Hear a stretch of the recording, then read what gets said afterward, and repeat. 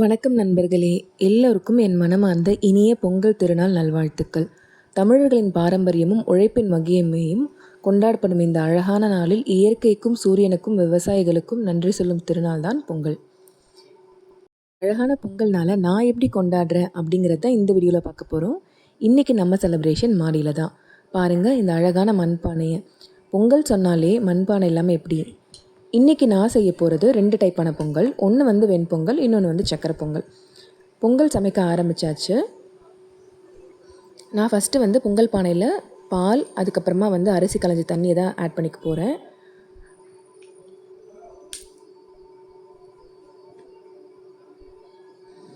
சக்கரை பொங்கல் வெல்லம், நெய், முந்திரி, திராட்சை அதோட மனமே போதும் பொங்கல் வந்துருச்சுன்னு சொல்லிடும்.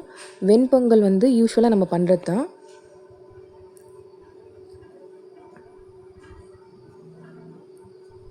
மாடியில் ஓப்பன் ஸ்கை கீழே இயற்கையோடு சேர்ந்து இந்த பாரம்பரியத்தை கொண்டாடுறதுல உண்மையிலே ரொம்ப பிளெஸ்டாக ஃபீல் பண்ணுறோம்.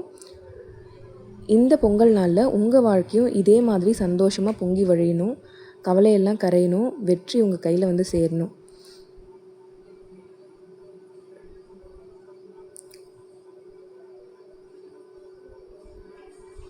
உழவர் பெருமையை போற்ற இந்த நாளில் எல்லா விவசாயிகளுக்கும் நம்ம பெரிய நன்றி சொல்லிக்கலாம்.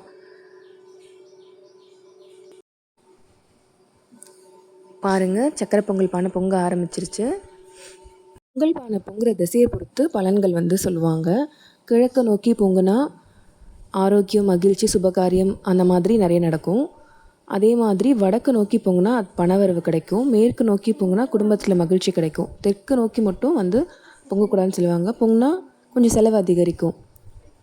ஸோ அதனால் பொங்கல் பானையே வந்து சாய்ச்சி அந்த பக்கமாக வச்சுக்கிறது நல்லதுன்னு சொல்லுவாங்க. ஸோ பொங்கல் பானை பொங்கி வந்ததுக்கப்புறமா நாங்கள் எல்லாருமே வந்து அரிசி பருப்பு அதில் போடுறோம். நெக்ஸ்ட்டில் ஆஸ் யூஷுவல் அரிசி பருப்பு வெந்து வந்ததுக்கப்புறமா வெல்லம் சேர்த்துக்கலாம். நான் இதுக்கு கீழே வந்து முந்திரி, திராட்சைலாம் நெய்யில் வந்து இது பண்ணிக்கிறேன். அதையுமே வந்து இதில் வந்து கடைசியாக நான் ஆட் பண்ணிக்கிறேன். ஏலக்காய் இடித்து சேர்த்துக்கிறேன். அதே மாதிரி நெய்லேயும் கொஞ்சமாக ஏலக்காய் ஆட் பண்ணிக்கிறேன். அது கொஞ்சம் வாசனையாக இருக்கும் அப்படின்றதுக்காக. திராட்சைலாம் நல்லா பபிள்ஸாக வந்ததுக்கப்புறமா வந்து நம்ம அதை வந்து பொங்கல் பானையில் சேர்த்துக்கலாம். இந்த மாதிரி பொங்கல் வைக்கணும் அப்படின்னு சொல்லிட்டு எனக்கு ரொம்ப நாள் ஆசை. அது வந்து இந்த வருஷம் தான் ஆக்சுவலாக நிறைவேறியிருக்கு. ரொம்ப ரொம்ப ஹாப்பியாக இருந்துச்சு இந்த வாட்டி பொங்கல் செலிப்ரேட் பண்ணது. ஸோ எங்களால் என்ன முடியுமோ அதை மாதிரி நாங்கள் கிராண்டாக செலிப்ரேட் பண்ணோம். படித்த எல்லா காய்கறியிலுமே வந்து சமைச்சாச்சு. அதே போல் நீங்களும் எப்போவுமே சந்தோஷமாக இருக்கணும். உங்கள் எல்லாருக்கும் திரும்பவும் ஒரு வாட்டி என் மனமார்ந்த இனிய பொங்கல் நல்வாழ்த்துக்கள். இந்த ஆண்டு உங்கள் வாழ்க்கையில் எப்போவுமே சந்தோஷம், அமைதி, மகிழ்ச்சி எல்லாமே நிறைஞ்சிருக்கணும்னு வாழ்த்துறேன். பொங்கலோ பொங்கல்.